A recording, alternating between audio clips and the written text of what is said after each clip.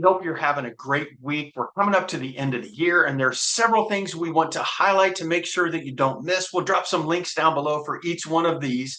But the first is this: don't forget that every single year, all of your employees have to undergo employee sexual harassment prevention training.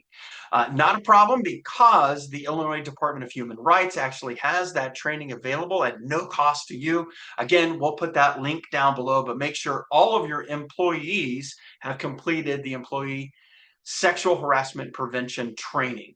That is important. Another key thing that we want to highlight is this, and that's the FinCEN beneficial ownership information reporting requirements that we previously told you about.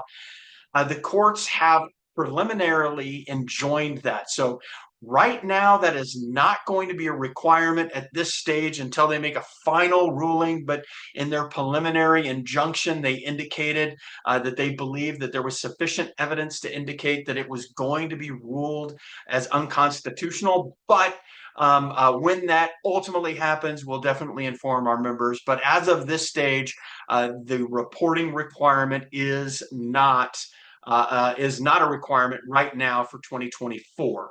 Other things that you want to make sure that you watch out for. You want to make sure that you watch and review your employee compensation. Don't forget, 2025, January 1st, the minimum wage in Illinois goes up to $15 an hour. So make sure that all of your staff compensation meets that minimum wage requirement. And lastly, we want to remind you of this, because 2024 is the first year for the paid time off or the Illinois required paid leave. We want to make sure that you have the appropriate setup for carry forward hours. And so if you are not preloading all of the hours for your employees to be able to take their full 40 hours at the beginning of the year. If they are accruing it over time in the year, then they also have the ability, the law mandates that they are able then to carry forward those hours into the new year.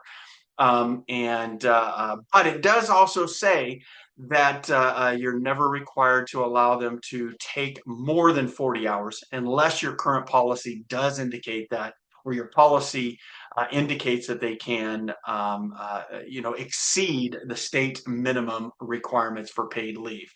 So we just wanted to touch base on that. Don't forget employee sexual harassment prevention training, the new minimum wage at the beginning of the year, and the PTO requirements for carry forward. You want to make sure that all of that's taken care of. Also, you want to make sure if you're going to change your participation status with Medicare, get that done before the end of the year. Make sure you go through exclusion checks with all of your employees, although OIG really recommends that to be done more often. We remind our doctors every single year that you really want to get that done. You don't want to set that aside. Make sure that all of your posters are updated as well. Hopefully this information catches you up on a lot of the happenings at the end of the year, and we'll catch you next year.